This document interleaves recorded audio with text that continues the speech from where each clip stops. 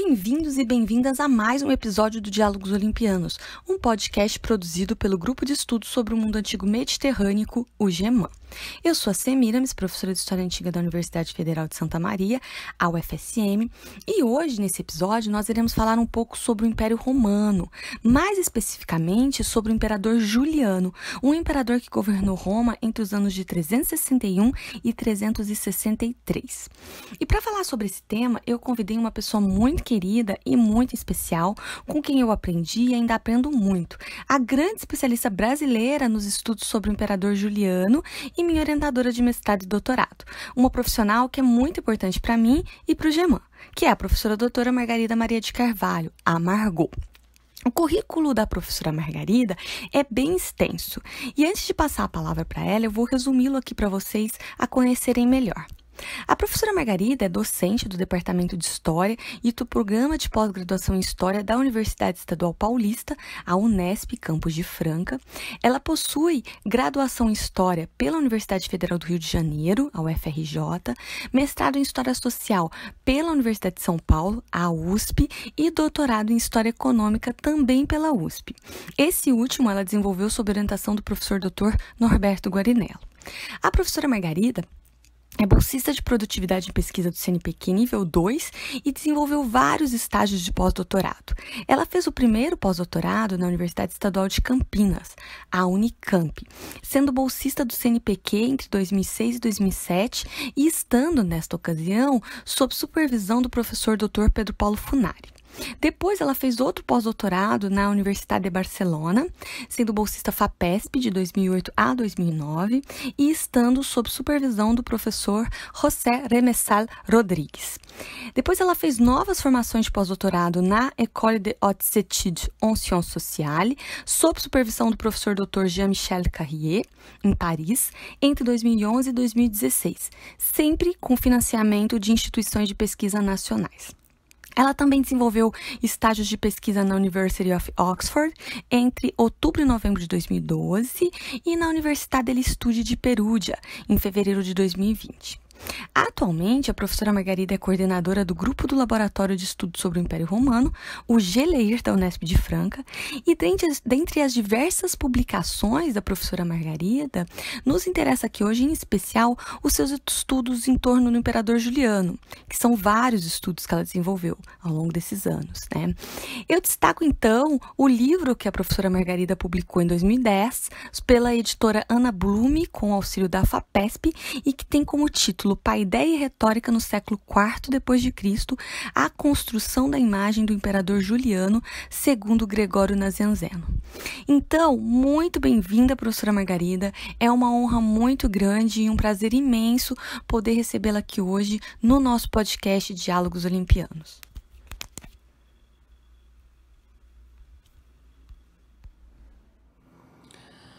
Olá, Semiramis, olá, alunos do grupo do GEMAN. Eu gostaria de agradecer muitíssimo a esse convite muito especial, que é fazer uma entrevista sobre o meu tema de pesquisa, sobre o Imperador Juliano, que eu gosto tanto e investigo há muitos anos. E gostaria também, Semiramis, de te dar os parabéns por esse empreendimento e por você ter sido uma aluna tão especial para mim, você que fez um mestrado e um doutorado com temas extremamente originais e ainda no início da sua carreira acadêmica, já com 2 livros autorais. Margot, nós que agradecemos muitíssimo o seu aceite em conceder essa entrevista. É realmente uma honra poder dialogar com você aqui no nosso podcast. E obrigada também pelas palavras quanto ao nosso trabalho. Bom, a minha primeira pergunta, né, para a gente iniciar a nossa conversa sobre o Imperador Juliano, é uma questão bem introdutória mesmo, né? Você poderia falar para os nossos ouvintes, né, para a gente de forma geral, quem foi o Imperador Juliano e como iniciaram os seus estudos sobre esse imperador? O Imperador Juliano foi muito explorado pela historiografia contemporânea, desde o início do século XX, muitas obras se multiplicaram, muitas biografias sobre ele. E é claro que cada obra dessa corresponde ao seu tempo atual. E ele foi muito conhecido pela historiografia em geral como aquele que perseguiu os cristãos. Ele é da dinastia constantiniana, então ele era sobrinho do imperador Constantino, primo de Constâncio II, e ele tem uma história familiar muito sofrida. Ele foi criado sem a mãe, sem o pai, com um irmão, longe de Constantinopla, onde ele nasceu. Ele foi criado com um irmão na Capadócia, em Macellum, e depois, quando ele se torna adulto, ele é chamado por Constâncio II para ser seu César. Isso porque Constâncio II estava tendo muitos problemas nas fronteiras do Império Romano. Enquanto Constâncio II cuidaria da guerra contra os persas, o Juliano protegeria as fronteiras da Gália, lutando contra os francos e os alamanos. Mas a parte mais conhecida do imperador Juliano é por ele ter decretado algumas leis religiosas num período em que ele sucede 2 imperadores ou mais imperadores, todos cristãos. Então, após o Constantino, que reconhece o cristianismo no Concílio de Nicéia, os filhos de Constantino, os 3 filhos de Constantino, que eram cristãos também, e o Constâncio II, que foi um imperador que governou por muitos anos, um dos imperadores que mais governou no século IV, que era cristão ariano. Então, o Juliano tenta dar mais ou menos uma freada nesse desenvolvimento do cristianismo, que era muito heterogêneo. Os cristãos brigavam muito, entravam muito em conflitos teológicos, né, e disputa de espaços com judeus e etc. E o Juliano, então, ele faz renascer, através de alguns decretos em forma de cartas e leis, alguns ritos religiosos neoplatônicos. Muitos falam ritos pagãos, mas o termo pagão ele vem da igreja. Eu até evito usar esse termo, né? E o Juliano, então, ficou muito com essa carga, conhecido com essa carga de ter perseguido os cristãos. E, na verdade, esse estopim, né, de classificá-lo como um perseguidor dos cristãos foi principalmente porque ele decreta uma lei em 362, já como imperador, que proibia os professores cristãos de lecionarem. E quem primeiro escreveu uma inventiva ou um discurso contra Juliano sobre isso foi o Gregório de Nazianzo, um cristão ortodoxo, niceno, muito arraigado nas suas crenças, e a partir daí o Juliano ficou então com essa mácula de ter sido perseguidor dos cristãos, e muitas vezes a historiografia esqueceu que o imperador Juliano realizou outras tarefas, teve outras medidas no período do seu governo.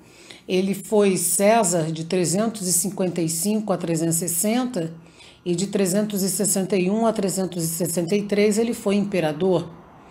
E ele agiu em vários campos, principalmente no administrativo, no legislativo, no militar, fazendo reformas. E claro que hoje já se valoriza essas partes que foram abandonadas durante décadas do século XX até o início do século XXI, essas partes que ele também agiu com muita coerência, com reformas administrativas, legislativas, mas, na verdade, todos se lembram muito do Juliano, perseguidor dos cristãos. E como eu comecei a estudar a documentação textual do imperador Juliano, foi na minha graduação.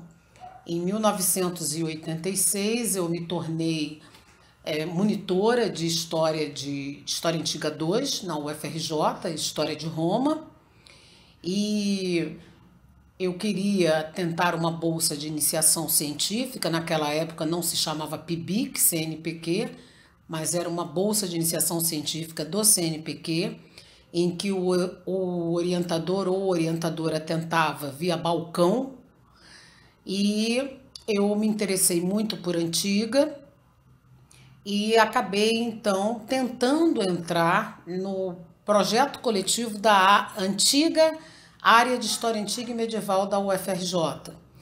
Havia um grupo que estudava a Antiguidade Tardia, foi o primeiro grupo do país a estudar a Antiguidade Tardia, e era um projeto que se chamava o Império Romano dos séculos IV ao VII. E é interessante porque daquele grupo pouquíssimas pessoas restaram no estudo da Antiguidade Tardia. E eu fui uma delas.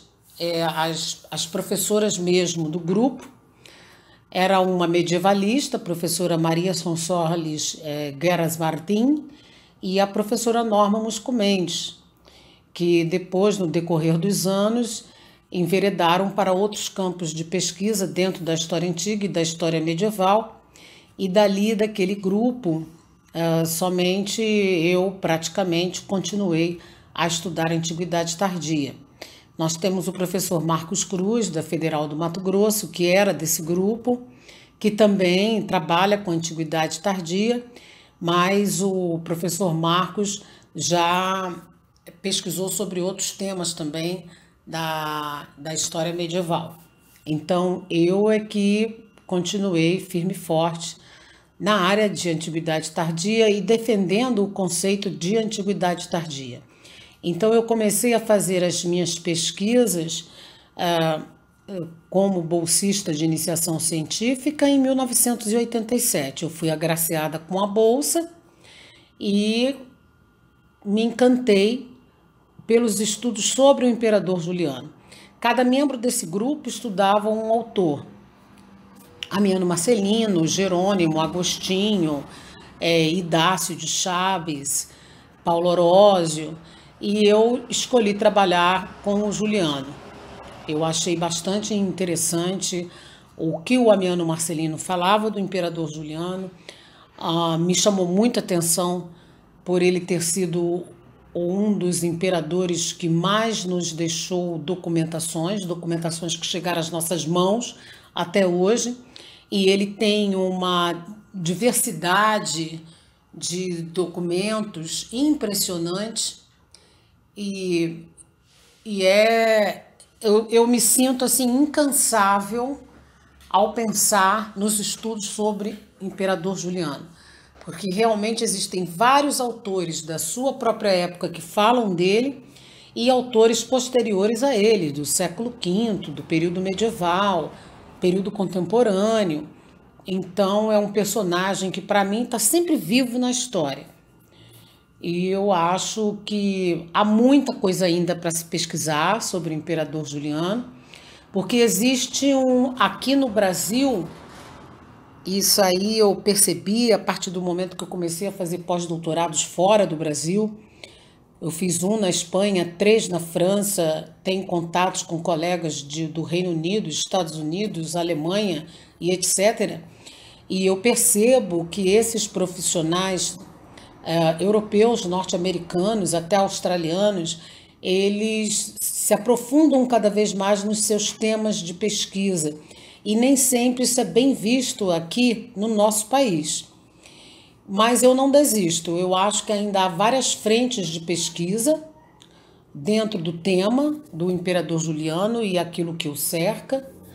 Hoje eu tenho uma mestranda que também estuda a documentação textual do imperador Juliano.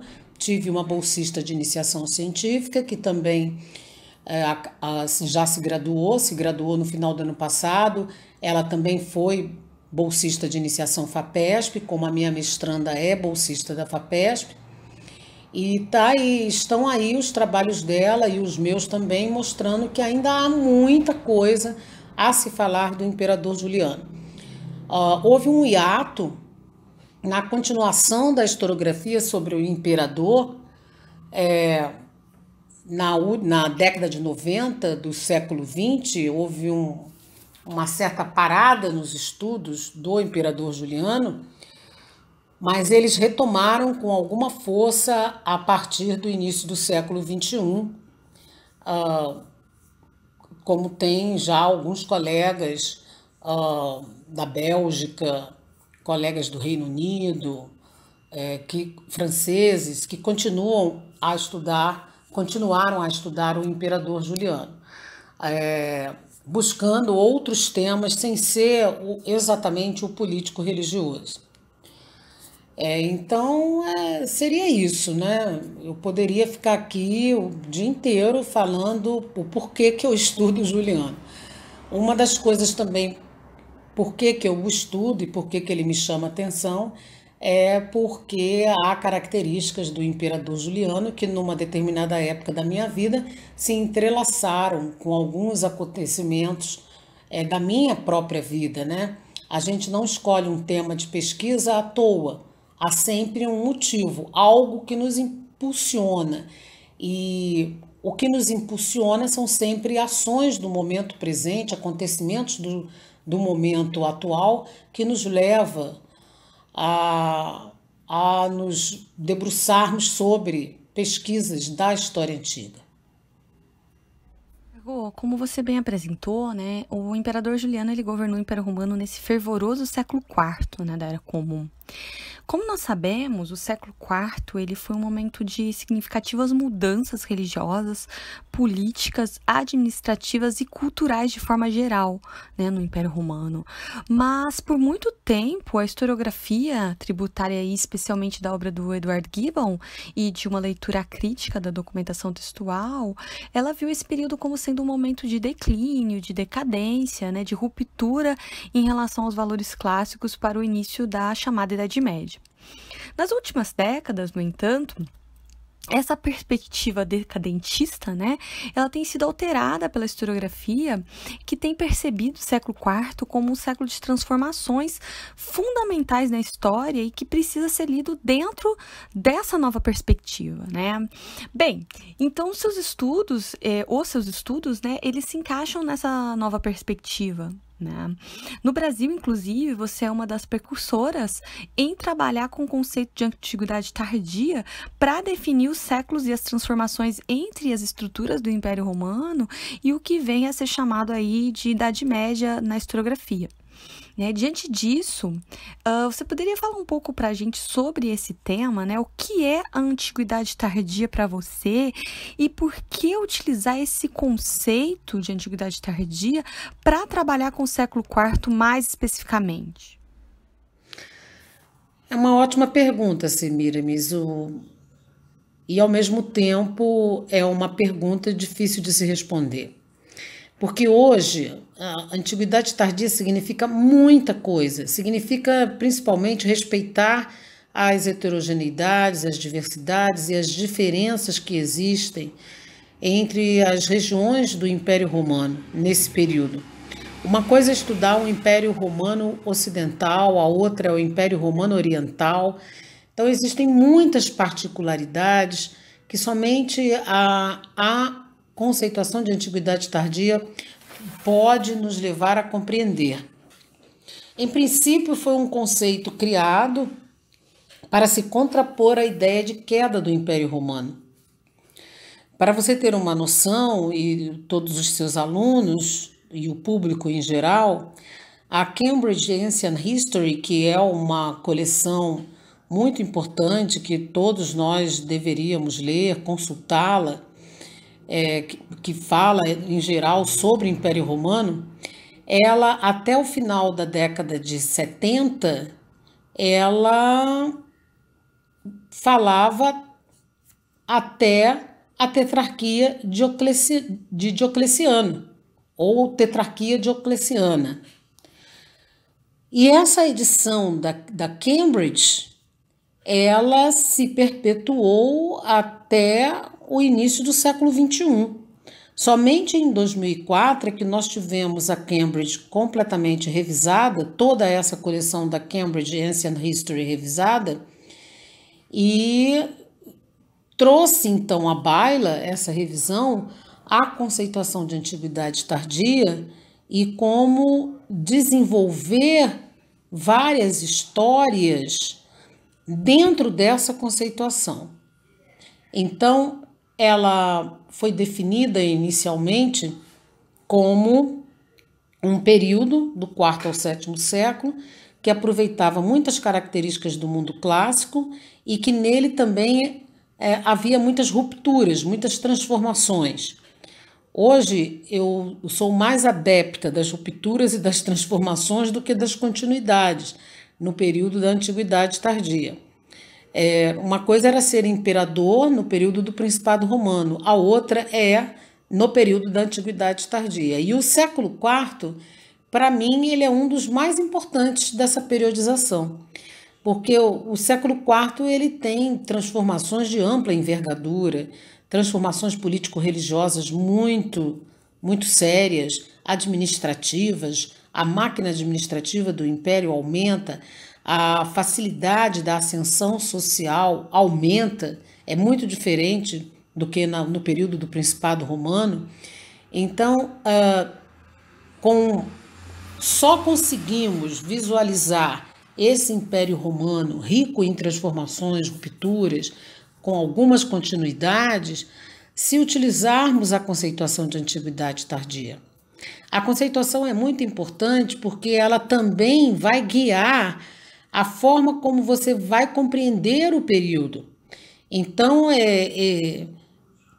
a riqueza da documentação textual existente, do material arqueológico, da numismática, da epigrafia, é muito grande e mostra o quanto que nesse período nós temos uma vida imperial intensa, uma sociedade lutando por várias questões, pelos seus espaços, por manter as tradições. Então, realmente é um período muito rico e eu definiria a Antiguidade Tardia sempre como uma renovação constante do Império Romano. Margot, e voltando ao Imperador Juliano, em sua tese de doutorado, você teve como objeto, mais especificamente, a análise dos discursos do bispo Gregório de Nazianzo. Como você falou, um bispo capadócio que foi um inimigo do Juliano.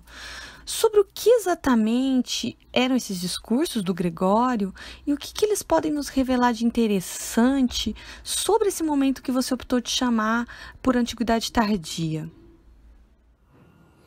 Então, querida, outra pergunta muito boa. Todas essas documentações textuais da Antiguidade Tardia, eu falo textuais porque todas as minhas especializações foram em torno das documentações textuais. Agora eu estou pensando em partir para os estudos arqueológicos também. Mas todas essas documentações revelam muitas novidades. As inventivas de Gregório de Nazianzo, orações 4 e 5, elas são tratados contra o imperador Juliano, mas revelam também a maneira de ser do próprio cristão ortodoxo niceno daquele período e também o envolvimento do Gregório de Nazianzo não só com o cristianismo, mas com os estudos helênicos. Isso aqui é muito curioso. Esses padres capadocianos, como Gregório de Nazianzo, Basílio de Cesareia, Gregório de Nissa, estou dando um exemplo, né? Não só eles, outros também, mas estudavam muito o helenismo e utilizavam o helenismo a seu favor. Então, essas inventivas, elas giram em torno justamente da lei que Juliano proclamou em 362, a lei que ele decretou contra os professores cristãos de lecionarem. O Gregório de Nazianzo foi professor de retórica. Então, imagine porque para eles isso soou terrivelmente mal, como havia uma briga de poder ali muito grande. Então, o que o Juliano queria, o que ele tentou, foi que as bases do império se tornassem não cristãs. E, para tanto, isso tinha que começar nas escolas, né? Nas escolas, principalmente nas escolas filosóficas. E eu estou estudando agora para escrever um capítulo sobre o Gregório de Nazianzo para uma nova coletânea que eu estou montando, como que o Gregório de Nazianzo concebe a sua ideia de história, e ela está muito imbricada com a questão filosófica e a questão da providência divina. E essas orações mostram esses objetivos de Gregório de Nazianzo. Então, são discursos que mostram muito claramente uma luta em torno do poder. Por isso que eu falo que são conflitos sempre político-religiosos, nunca só religiosos, mas político-religiosos, principalmente porque envolvem a figura do imperador. Tem tudo a ver com a Antiguidade Tardia. Então, as próprias documentações nos levam a fortalecer a conceituação de Antiguidade Tardia como um período de transformações, de rupturas ou mesmo de continuidade de elementos do mundo clássico.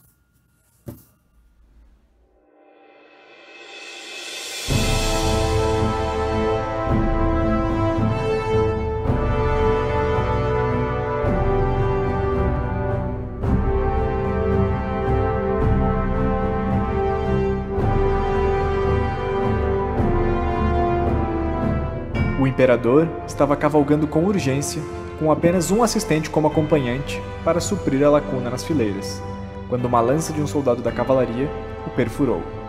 Ele estava sem armadura. Confiante em seu sucesso, aparentemente, ele não tomara precauções, e a lança passou através de seu braço e penetrou o seu lado.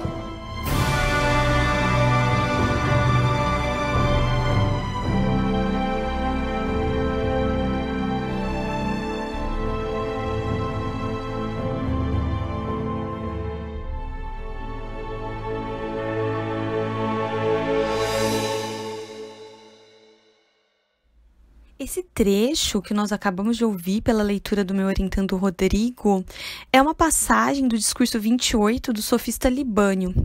Nele, o Libânio narra sobre a morte do imperador Juliano.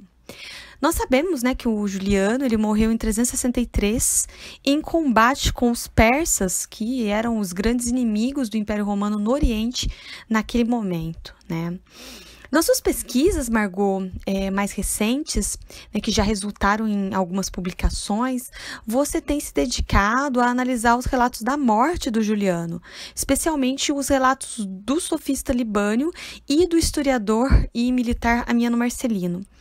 O que essas análises elas podem apontar para a gente sobre a morte do Juliano a partir das visões e das intenções desses autores, o Libânio e o Amiano, no caso, que narram sobre esse fato?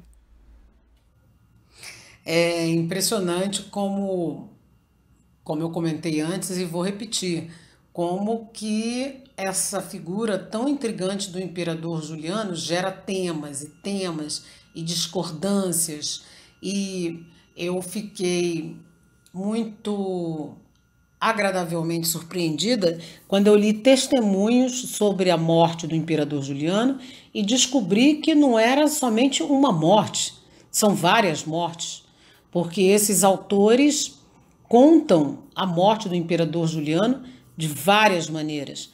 Esse é o meu atual projeto do CNPq, da Bolsa Produtividade, em que eu analiso as perspectivas do próprio Juliano sobre a morte, Amiano Marcelino, estuda a documentação do Amiano Marcelino, a do Gregório de Nazianzo, o Libânio e o Efraim de Nísibis, que é outro autor completamente esquecido pela historiografia atual, não só atual, como de muitos e muitos anos.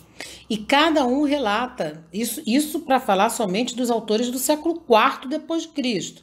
Porque no V nós também temos autores de histórias eclesiásticas que falam da morte do imperador Juliano, e cada um fala de uma maneira. Então, esses autores que eu citei, na verdade, cada um cita uma forma de morte do imperador Juliano. E aí você me perguntou quais os pontos em comum, foi o que eu entendi, as diferenças entre Amiano, Marcelino e Libânio.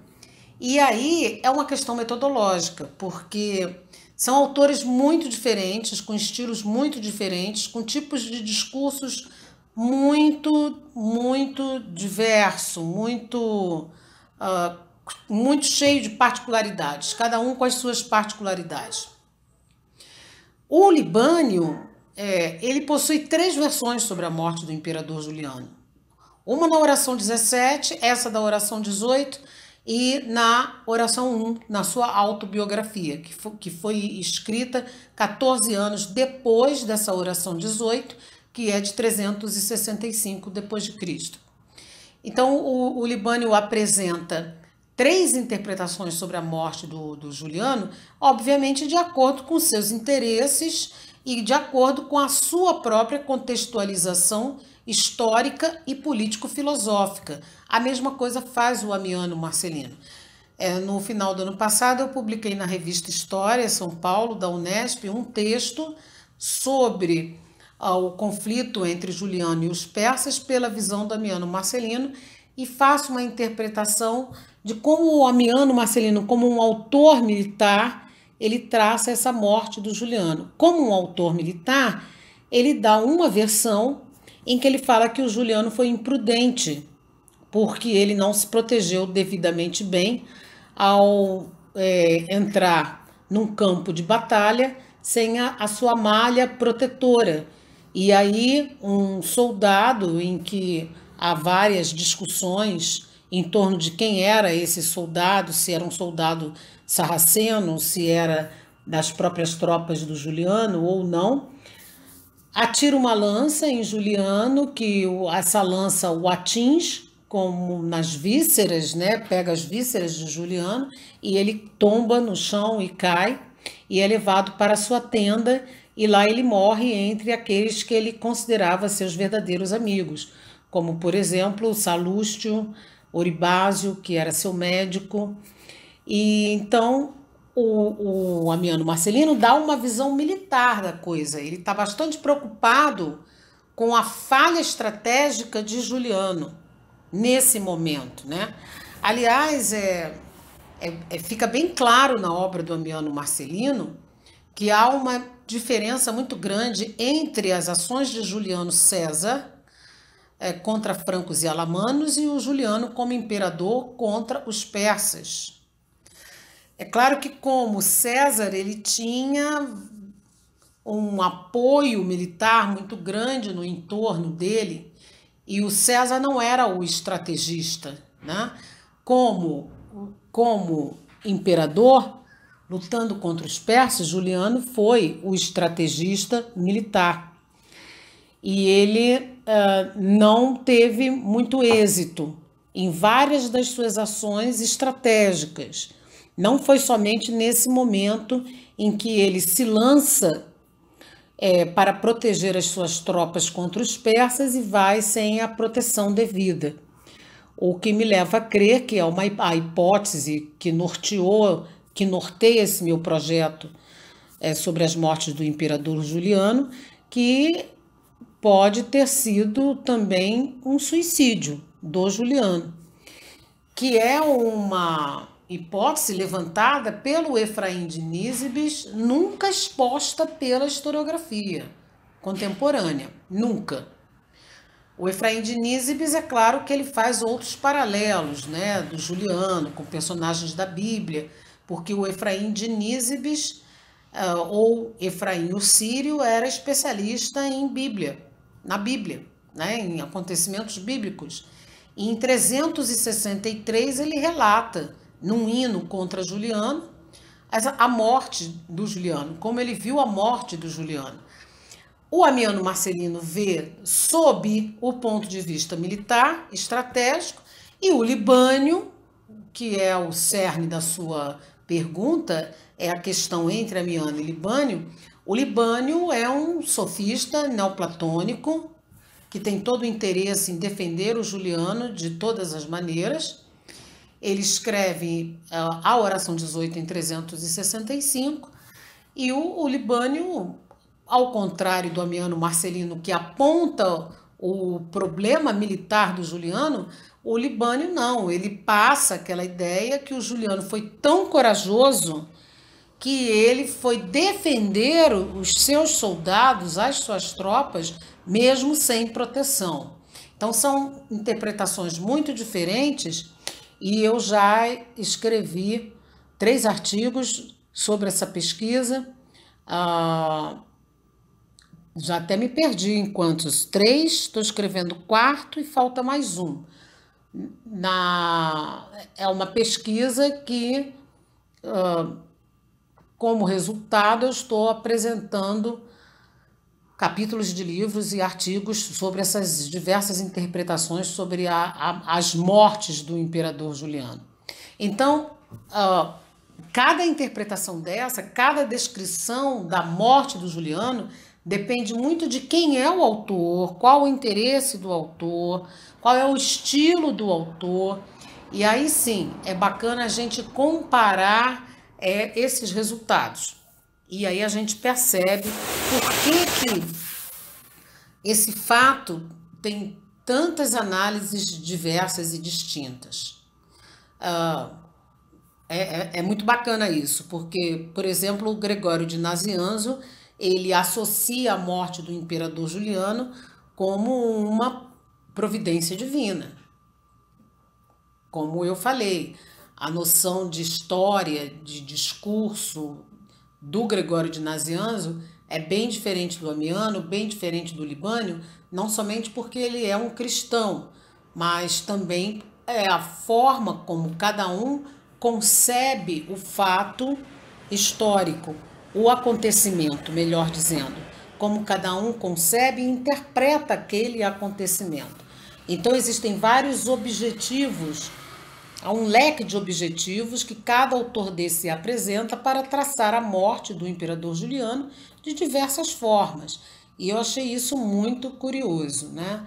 Que é, mais uma vez, uma amostra de como os temas se proliferam em torno desse imperador tão intrigante, que é o Juliano, que era um imperador extremamente culto, que escreveu discursos de várias maneiras.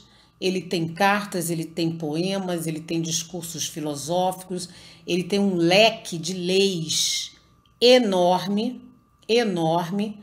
Eu fiquei até muito feliz porque no ano passado lançaram uma coletânea sobre o imperador Juliano, em 2020, e há textos de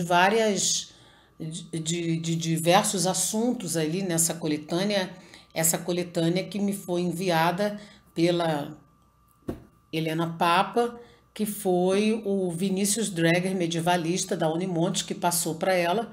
Eles se lembraram de mim e mandaram essa coletânea em PDF. E existe um texto da Jill Harris sobre a legislação do Juliano, a concepção legislativa do Juliano, que é muito interessante. Excelente, Margot. E para concluir nossa entrevista, quais recomendações você daria para um jovem ou uma jovem estudante de história, de filosofia ou de letras, por exemplo, que quer se aventurar pelos estudos clássicos? Nossa, Semiramis, que responsabilidade a minha responder isso, né? Mas eu diria que tem que gostar muito. Eu acho que nós temos que ser movidos pelo desejo, pela curiosidade. Não adianta seguir estudos clássicos, história antiga, que é a minha especialização, antiguidade tardia, se não gostar. Eu acho que tem que gostar muito. Tem que ter uma grande identificação com o mundo antigo e visualizar principalmente que não é uma história que deve ser esquecida, distanciada das outras, da medieval, da moderna, da contemporânea, da história do Brasil, tendo em vista que quando apresentamos temas em história antiga, quando trabalhamos a nova história antiga na sala de aula, e aí eu me inspiro muito no meu ex-orientador de doutorado, Norberto Guarinello, as nossas discussões elas estão sempre conectadas com o mundo atual. Então, nós trabalhamos história antiga, focalizando as diferenças, heterogeneidades, diversidades geográficas, as etnografias. É um estudo riquíssimo, né? Eu acho que tem que gostar, tem que desejar, conhecer. Não pode ser meramente um curioso ou uma curiosa, mas tem que se identificar. E eu acho que história antiga é um grande sucesso no nosso país. Eu acho que nós temos sempre que nos posicionar diante do mundo.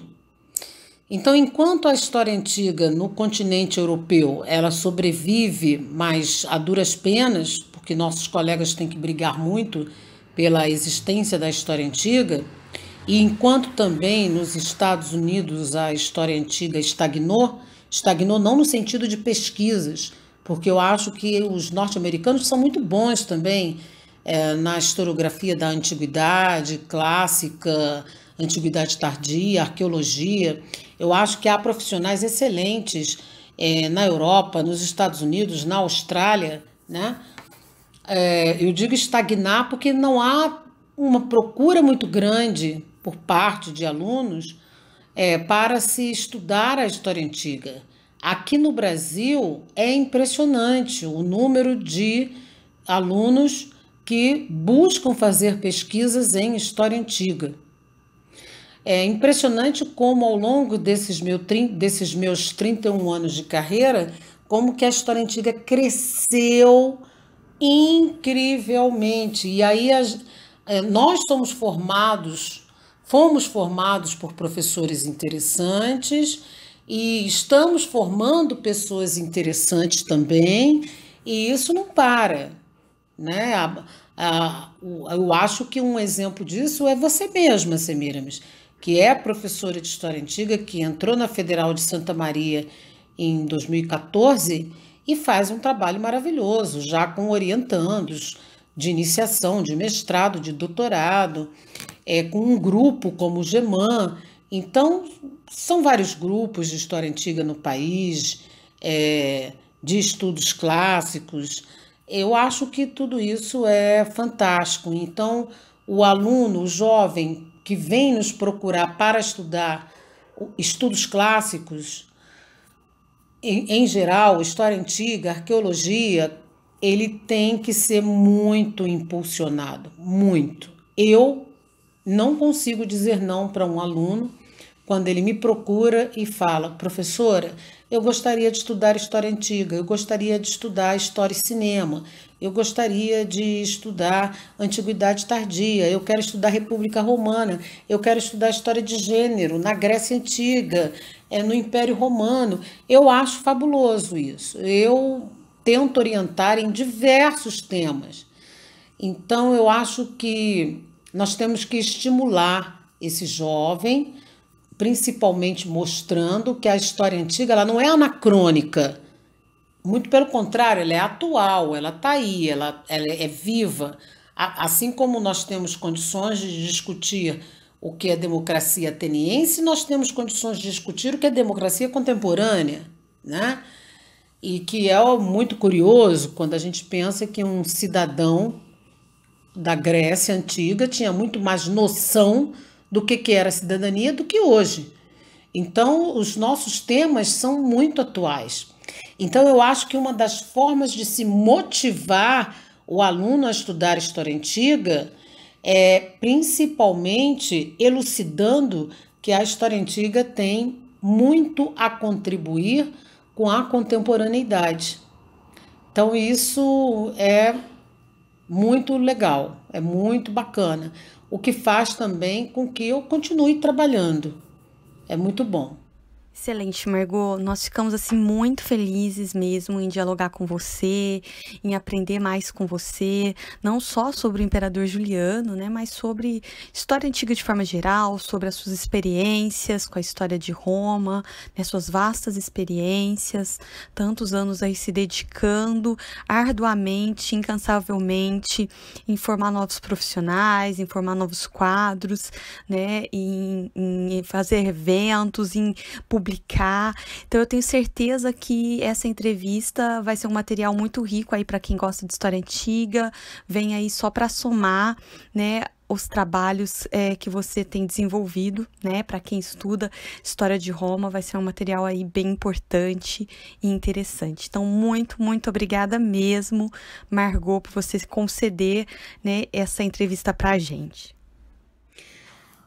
Semi, querida, eu gostaria mais uma vez de agradecer a essa oportunidade tão simpática, tão interessante que você me deu para falar de história antiga, da pesquisa sobre o Imperador Juliano, sobre documentações textuais, arqueológicas, e falar da história antiga, para mim, é falar de mim mesma. Eu acho muito bacana e eu tenho muito orgulho de ter muitos orientandos e de você ter sido uma orientanda brilhante. Muito obrigada. Margot, somos nós que agradecemos a oportunidade de poder dialogar e aprender mais com você. Obrigada mesmo. E para quem quiser saber mais sobre o tema, eu sugiro que lê os trabalhos da professora Margarida. Ela tem uma vasta produção em torno de temas variados sobre a história de Roma, em especial sobre a Antiguidade Tardia e sobre o Imperador Juliano. Eu recomendo novamente a leitura do livro da professora Margarida, que é o livro Paideia e Retórica no século IV depois de Cristo, a construção da imagem do Imperador Juliano II, Gregório Nazianzeno, publicado pela editora Ana Blume, com auxílio da FAPESP. E com isso nós chegamos então ao final de mais um episódio do Diálogos Olimpianos. Eu agradeço todas e todas que nos ouviram até aqui. Agradeço também ao meu orientando de mestrado, Rodrigo dos Santos Oliveira, pela leitura do trecho da obra do Libânio. A tradução desse trecho é da própria professora Margarida. Eu agradeço também ao meu amigo Danilo Roxette pela edição do áudio do trecho da fonte. E se você gostou do conteúdo que nós produzimos, não deixe de seguir nosso podcast no Spotify ou nos demais aplicativos e agregadores de podcast. Também não deixem de seguir o GEMAN no Instagram, nosso perfil lá é GEMANUFSM. Sigam também nossa página no Facebook e no Twitter. Nós esperamos vocês nos próximos episódios e até mais!